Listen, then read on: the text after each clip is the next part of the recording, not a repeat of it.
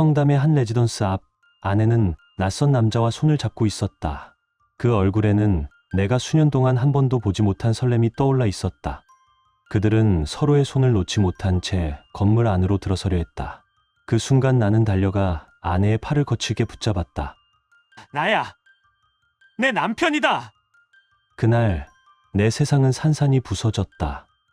아내의 눈빛은 하얗게 질렸고 옆에 있던 놈은 겁에 질린 채 도망쳤다. 남겨진 건 굳어버린 아내의 표정과 분노로 얼어붙은 나뿐이었다. 그 순간이 내 인생의 갈림길이었다. 나는 더 이상 남편이 아니었다. 배신을 눈앞에서 확인한 순간부터 나는 증거를 쥔 사냥꾼이자 심판자가 되었다. 카드 내역, 숙박 영수증, 흥신소의 보고서까지 모든 기록이 그녀와 그 남자의 잘못을 증명하고 있었다. 나는 그 증거들을 손에 쥐며 되뇌었다. 이제 그 어떤 변명도 통하지 않는다. 하지만 이것은 단순한 부정행위의 고발이 아니었다. 이건 내 존엄과 가정을 짓밟은 자들에 대한 응징이었다. 나는 그들에게서 모든 걸 빼앗고 싶었다. 체면, 일상, 사회적 지위까지. 그날 밤 거실의 정적 속에서 내 마음은 이미 판결을 내리고 있었다. 많은 이들이 묻는다. 정말 그렇게까지 해야 했냐고. 그러나 나는 되묻는다. 내 자리를 짓밟고 내 이름을 더럽히고 내 삶을 무너뜨린 그들이 과연 용서받을 자격이 있느냐고. 이 이야기는 단순한 불륜의 기록이 아니다. 배신당한 남편이 끝까지 추적하고 결국 법정에서 진실을 끌어내는 과정이다. 그 속에서 아내와 그 남자가 어떤 대가를 치렀는지는 이제 당신이 직접 확인하게 될 것이다. 결말은 여러분의 예상을 완전히 뒤엎을지도 모릅니다. 여러분의 생각은 어떠셨나요? 댓글로 꼭 남겨주세요. 구독과 좋아요도 잊지 마시고 방탐정의 이중 파일과 함께 더 놀랍고 흥미로운 이야기 속으로 떠나봐요. 나는 아내의 변화를 처음부터 느꼈다. 15년을 함께 산 세월이었지만 어느 날부터 그녀의 시선은 더 이상 나를 향하지 않았다. 화장을 진하게 하고 집을 나섰고 돌아오면 휴대폰만 붙들고 혼자 미소를 지었다. 저녁 식탁은 성의 없이 차려졌고 우리의 대화는 점점 줄어들었다. 의심은 쌓였다.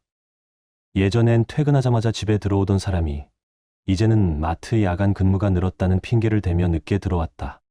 옷에서는 내가 모르는 낯선 향수가 풍겼고 주머니에서는 가본 적도 없는 술집 이름이 적힌 영수증이 나왔다. 냉장고 위에 놓인 카드 명세서를 펼쳐보는 순간 의심은 확신으로, 그리고 확신은 곧 분노로 바뀌었다. 나는 결국 흥신소를 찾았다. 그들은 카드 내역과 숙박 영수증, 인근 상가 점주의 진술까지 모아주었다. 밤마다 찍힌 사진, 시간대가 일치하는 출입 기록까지.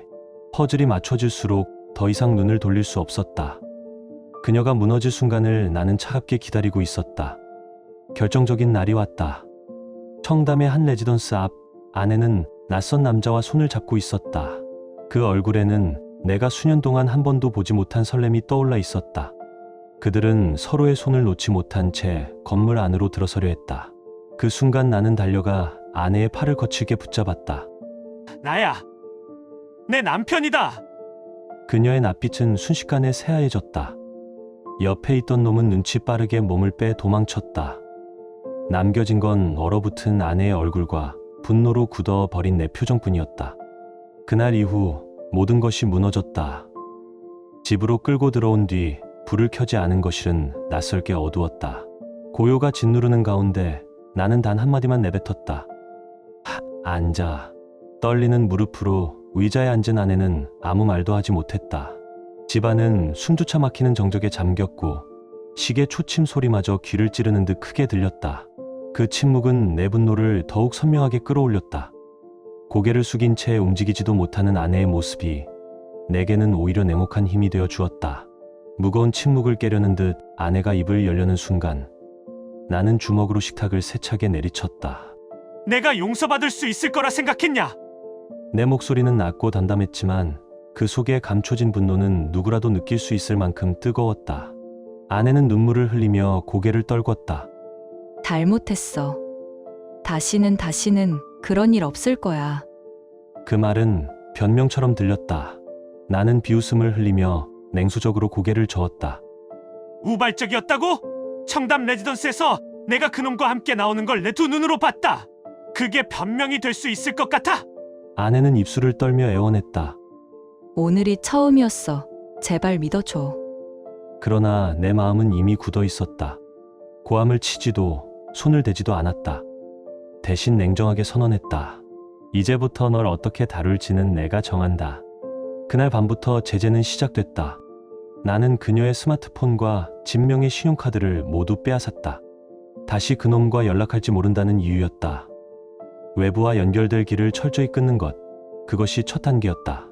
집안일에 대해서도 단 하나의 흠도 허용하지 않았다.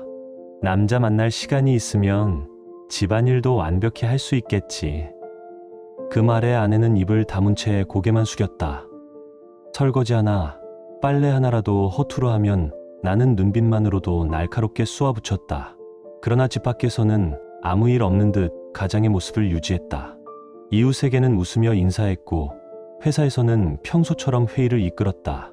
하지만 현관문을 열고 들어서는 순간 공기는 얼어붙었고 분위기는 곧장 뒤바뀌었다.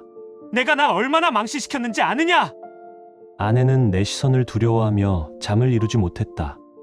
침대에 함께 누워 있어도 그녀의 몸은 떨림을 감추지 못했고 눈을 감아도 공포는 사라지지 않았다.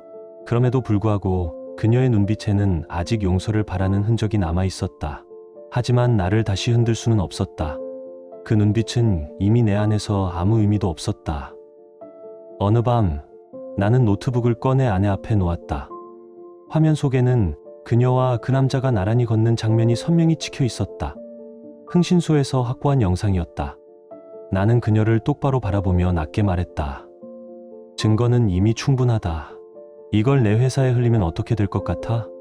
아내는 그 자리에서 무릎을 꿇고 내 다리를 붙잡았다. 목소리는 떨렸고 두 눈에서는 눈물이 흘러내렸다. 제발 그만해. 사람들이 알게 되면 난 끝이야. 나는 싸늘하게 웃으며 그녀를 내려다보았다. 내 인생은 이미 내 손바닥 안에 있어.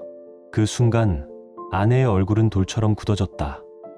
이제 내가 무엇을 하든 용서란 없다는 사실을 그녀도 깨달았을 것이다. 내 안의 분노는 시간이 갈수록 더 선명해지고 차가워졌다. 나는 집 안에서만 그녀를 올가매지 않았다. 퇴근하고 돌아온 아내의 통화 기록을 하나하나 확인했고 설명이 조금이라도 모호하면 곧바로 추궁했다. 오늘도 야근이라 했지. 증거 가져와. 가끔은 일부러 회사 앞에 차를 세우고 그녀가 퇴근하는 모습을 지켜봤다. 긴장으로 흔들리는 눈빛을 확인하는 것만으로도 그녀가 내 소나귀에서 벗어날 수 없다는 사실이 더욱 뚜렷하게 느껴졌다. 아내는 언제나 두려움 속에 살았다. 나는 알고 있었다. 이제 그녀의 하루하루는 오직 내 손에 달려있다는 것을. 나는 마지막 확인을 원했다. 그날 밤 휴대폰을 그녀의 손에 쥐어주며 차갑게 말했다. 지금 당장 그놈에게 전화해. 내 앞에서 두 번 다시 안 본다고 말해. 아내의 얼굴은 창백해졌고 손가락은 심하게 떨렸다. 이미 도망친 비겁한 놈이었지만 나는 그의 번호까지 확보해 두었다. 그녀가 번호를 누르는 동안 방 안 공기는 더욱 무겁게 가라앉았다. 여보세요. 수화기 너머로 들려온 목소리. 한때 그녀를 설레게 했다는 그 목소리는 이제 불안과 두려움으로 기어 들어가듯 작았다. 아내는 울먹이며 겨우 말을 내뱉었다. 다시는 두 번 다시 만나지 않겠습니다. 잠시의 침묵 뒤 이준호라는 이름의 그 자식은 짧게 알았다라고만 답하고 전화를 끊었다. 통화가 끝나자 나는 천천히 입꼬리를 올렸다. 분노의 웃음이 아니라 이제 그녀를 완전히 제 소나귀에 넣었다는 확신의 미소였다. 이제 넌 도망칠 곳이 없다. 그날 밤 아내는 절망 속에 웅크렸다. 더 이상 미련조차 남아있지 않은 듯 했지만 나는 거기서 멈추지 않았다. 나는 틈만 나면 그녀의 귀에 속삭였다. 내가 한 짓은 언젠가 다 알려지게 될 거다. 그 말은 비수처럼 그녀의 마음을 찔렀다.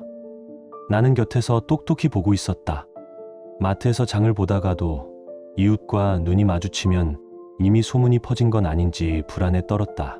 집으로 돌아와 현관문을 닫는 순간 마치 안도의 한숨을 내쉬는 듯 했지만 그 안도는 길지 않았다. 불 꺼진 거실에 앉아있던 그녀의 어깨는 늘 잔뜩 움츠러들어 있었고 작은 소리에도 흠칫 놀라며 나를 살피곤 했다.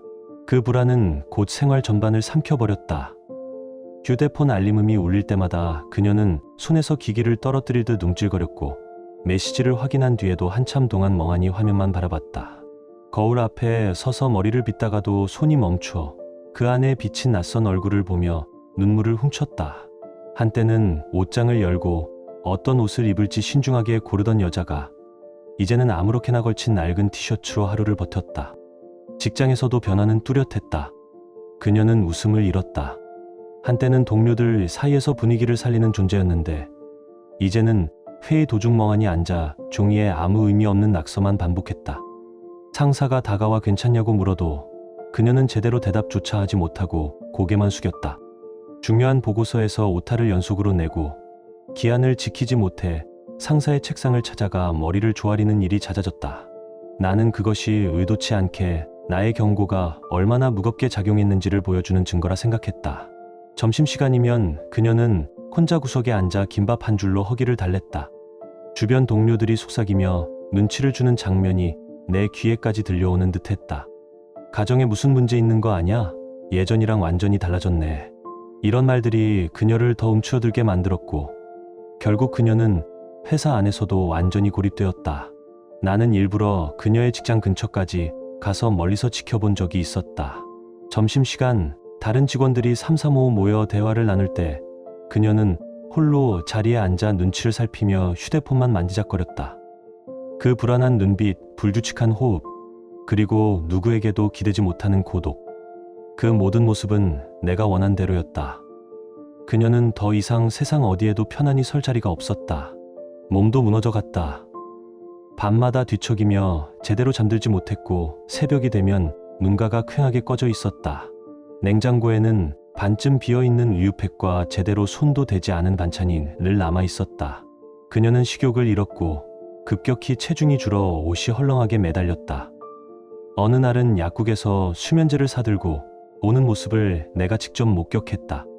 손에 꼭 쥔 작은 약봉지가 그녀의 몰락을 더욱 선명하게 보여주었다. 나는 그 모습을 바라보며 차갑게 속으로 되뇌었다. 내가 한 짓의 대가다.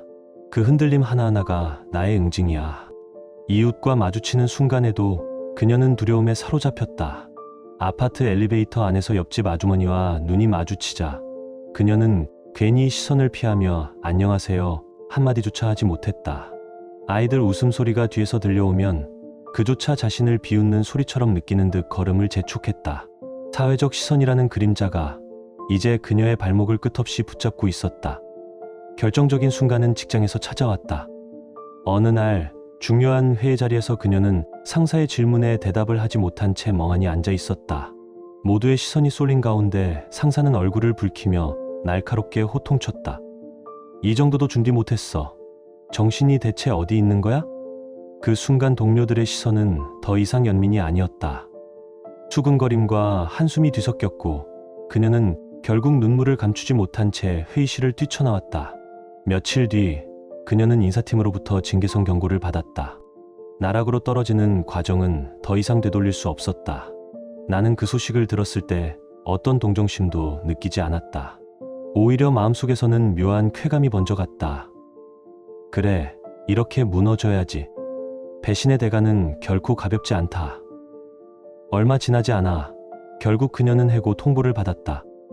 회사조차 더는 그녀를 감당할 이유가 없었다.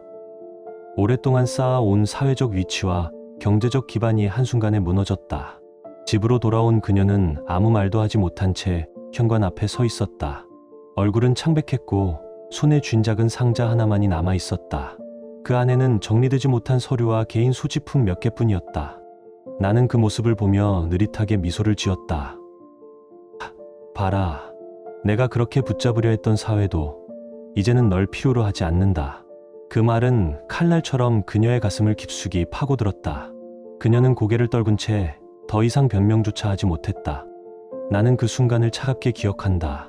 배신의 대가는 이렇게 삶 전체를 무너뜨리는 파괴로 돌아온다는 사실을. 나는 그 무너져가는 모습을 의도적으로 지켜봤다. 때때로 회사 앞까지 가서 퇴근하는 그녀의 불안한 발걸음을 확인했다. 그 눈빛 하나만으로도 내가 그녀를 얼마나 강하게 압박하고 있는지 알 수 있었다. 그리고 마침내 나는 봉투 하나를 그녀 앞에 내던졌다. 안에는 이혼 서류가 들어있었다. 타인의 위자료는 내가 내는 거다. 배신의 대가니까. 서류에는 이미 내 서명이 적혀 있었다. 빈칸은 오직 그녀의 이름뿐이었다. 위자료 청구서에는 3천만 원이라는 숫자가 선명히 찍혀 있었다. 내 그런 돈 없어. 아내는 온몸을 떨며 거부했지만 나는 차갑게 받아쳤다. 도망칠 생각은 하지 마라. 그 순간 그녀는 완전히 무너져 내렸다. 무릎이 풀려 바닥에 주저앉은 모습은 더 이상 여자로조차 보이지 않았다. 나는 그저 싸늘하게 바라보았다. 이제 이 집 안에서조차 그녀에게 자유란 존재하지 않았다. 시간이 지날수록 그녀의 얼굴은 야위어 갔다. 화장은커녕 옷차림도 흐트러졌다. 한때 여자로 보이고 싶다던 그녀가 이제는 인간으로서의 빛조차 잃어버린 듯했다. 집 안구석에 앉아있는 그녀는 아내도 여인도 아닌 그저 나의 분노가 드리운 그림자였다. 결국 회사에서도 해고 통보를 받았다. 잦은 실수와 무너진 태도를 더 이상 버텨줄 수 없다는 이유였다. 집으로 돌아온 그녀를 마주보며 나는 느릿하게 입꼬리를 올렸다. 봐라. 내가 말하던 사회도 이제 널 필요로 하지 않는다. 그 말은 칼날처럼 그녀의 가슴을 찔렀다. 얼굴빛이 허물어지고 숨조차 제대로 쉬지 못하는 모습이었다. 수입을 잃은 순간부터 그녀는 완전히 내 소나기에 매달릴 수밖에 없었다. 생활비, 통장, 카드, 모든 것이 내 손에 있었고 그녀는 오직 집안일과 내 명령에 복종하는 존재로 전락했다. 체면 때문인지 누구에게도 도움을 청하지 못했다. 이웃을 마주치면 고개를 숙였고 친구들과의 연락은 끊었다. 장을 보던 길에 누군가 수군대는 소리만 들어도 자기 이야기인 듯 겁에 질려 발걸음을 재촉했다. 움츠러든 모습은 날이 갈수록 초라해졌다.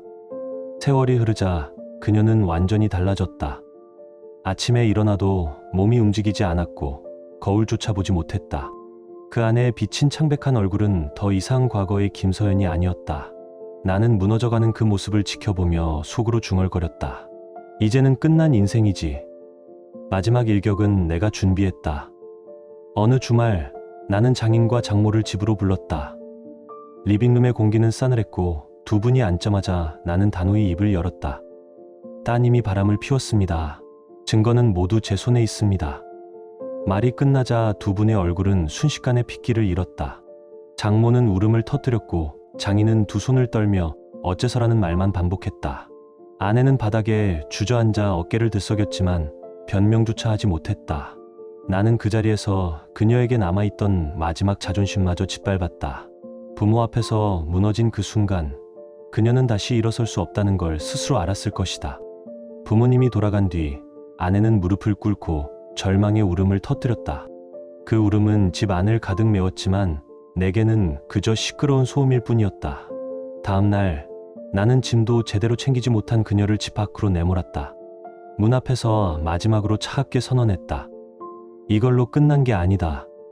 내 지옥은 아직 남아있다. 그녀는 고개를 떨군 채 집을 나섰다. 나는 창문 너머로 그 뒷모습을 오래 바라봤다. 문이 닫히는 순간 내게 남은 건 승리감이었다. 그러나 그 이면에는 설명할 수 없는 공허가 드리워져 있었다. 나는 곧 마음을 다잡았다. 단순히 집에서 쫓아낸 것만으로는 부족했다. 그녀와 그 남자가 저지른 배신, 반드시 법의 무게로 대가를 치르게 해야 했다. 감정의 분노가 아니라 차갑고 확실한 응징으로. 며칠 뒤 나는 강남의 한 변호사 사무실을 찾았다. 문을 열자 차가운 공기와 정리된 서류철이 눈에 들어왔다. 중년의 변호사는 날카로운 눈빛으로 나를 바라보며 물었다. 어떤 사안으로 오셨습니까? 나는 준비해 온 증거 봉투를 내밀었다. 카드 내역, 숙박 영수증, 흥신소에서 확보한 사진과 영상. 변호사는 서류를 차례로 넘겨보며 고개를 끄덕였다. 충분합니다. 이 정도면 상간자 소송과 이혼 소송 모두 가능합니다. 그 말에 내 속에서 묵직한 안도와 함께 서늘한 쾌감이 일었다. 이제 단순히 분노하는 남편이 아니라 배신의 값을 법으로 받아낼 준비가 된 사람이 된 것이다.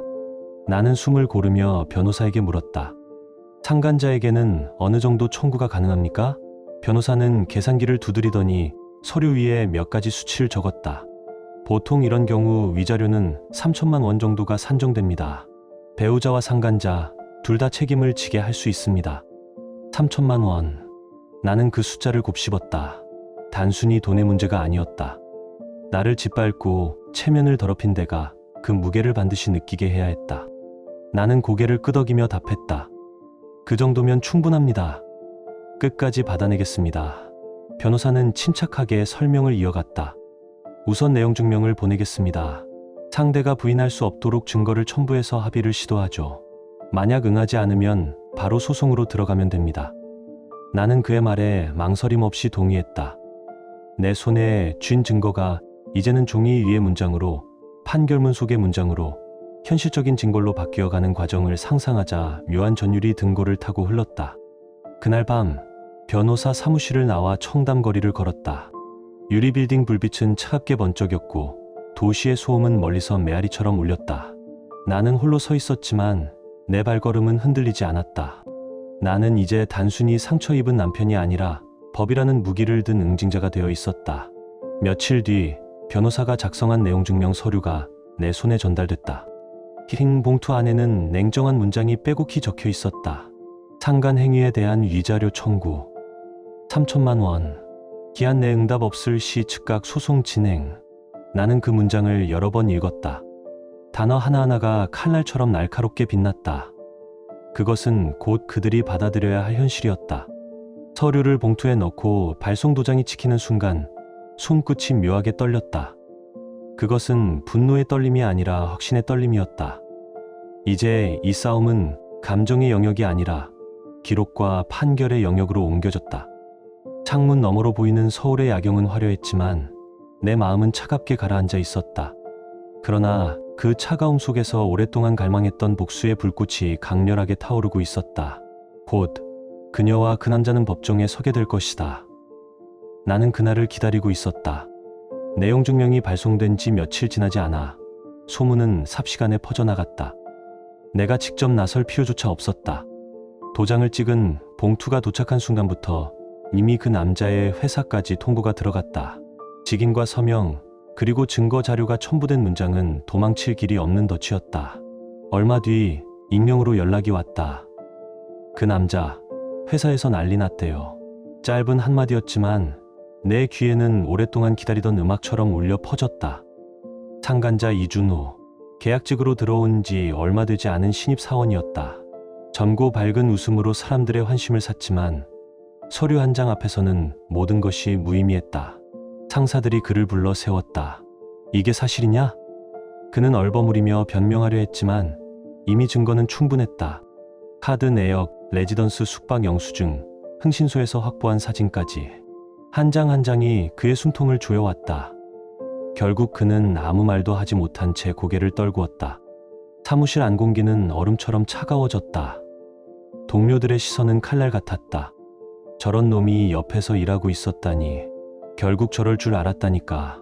속삭임과 한숨이 얽히며 그는 서서히 사회적 무덤 속으로 밀려 들어갔다.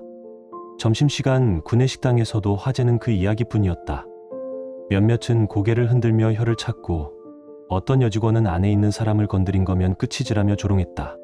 한때 그의 활달한 성격에 웃음을 터뜨리던 사람들조차 더 이상 그와 눈을 마주치지 않았다. 환영받던 미소가 이제는 경멸의 소재로 바뀌어 있었다. 그날 저녁 그는 인사팀으로부터 계약 해지 통보를 받았다. 회사는 더 이상 그를 감쌀 이유가 없었다. 오히려 손절하는 것이 조직의 체면을 지키는 길이었다. 나는 그 소식을 듣고도 표정 하나 변하지 않았다. 그러나 내 안에서는 서늘하고 묵직한 쾌감이 퍼져나갔다. 그래, 내가 감히 내 가정을 건드린 대가다. 며칠 뒤 나는 일부러 그의 회사 앞에 차를 세웠다. 퇴근 시간이 가까워지자 그는 초라한 모습으로 상자 하나를 들고 나왔다. 상자 안에는 정리되지 못한 서류와 몇 가지 개인 물품이 뒤섞여 있었다. 바람이 불자 종이 몇 장이 흩날렸고 그는 허둥지둥 허리를 굽혀 그것들을 주워 담았다. 주변 사람들은 모른 척 고개를 돌리거나 짧게 수군거렸다. 그 순간의 풍경은 한편의 잔혹한 연극 같았다. 나는 차 안에서 그 모습을 지켜봤다. 그의 뒷모습은 한없이 왜소했고 발걸음마다 한숨이 섞여 있었다. 내 손끝이 스티어링 휠을 움켜쥐며 떨렸다. 그것은 분노의 떨림이 아니라 오랜 시간 쌓아 온 복수가 현실이 되는 순간의 떨림이었다. 며칠 지나지 않아 또 다른 소문이 들려왔다. 그의 부모에게까지 소식이 전해졌다는 것이다. 내 아들이 유부녀랑 바람이 났다더라. 동네 어른들의 입길은 가차 없었다. 늙은 부모는 동네에서 얼굴을 들 수 없었다고 했다. 한때 약혼까지 생각하던 여자도 있었다는 소문이 돌았다. 내용 증명이 퍼지자 그녀의 집안은 파혼을 선언했고 약혼녀는 눈물로 관계를 끊었다. 짧은 한순간의 욕망이 모든 것을 무너뜨린 것이다. 나는 그 이야기를 들으며 차갑게 웃었다. 복수는 내가 직접 손대지 않아도 진실이 흘러가는 길에서 저절로 불어나는 불길 같았다. 그 무렵 이준호가 합의를 시도한다는 연락이 변호사를 통해 들어왔다. 제발 소송까지만은 막아달라. 돈은 마련해 보겠다. 그가 전한 메시지는 애원에 가까웠다. 그러나 나는 단호했다. 법정에서 보자. 내 대답은 그것뿐이었다. 감정이 아니라 기록과 판결로 끝내야 했다. 밤이 되면 나는 종종 한강 다리 위에 차를 세우곤 했다. 강물 위로 흩뿌려진 불빛을 바라보며 내 안의 묘한 고요를 느꼈다.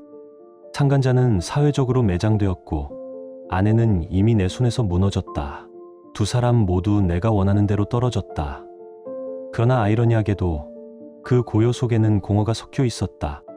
나는 스스로에게 물었다. 정말 이것이 끝일까? 이 복수로 내 상처가 사라질까? 답은 나오지 않았다. 다만 분명한 건 하나였다.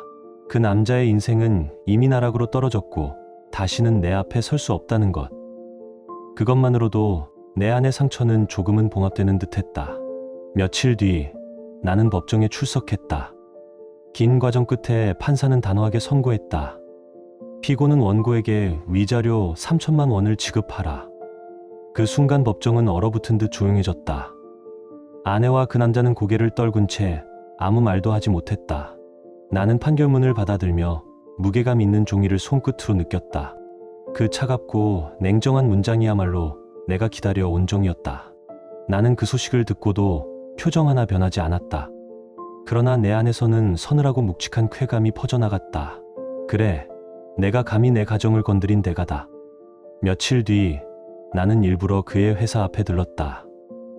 그는 초라한 모습으로 상자 하나를 들고 나오는 중이었다.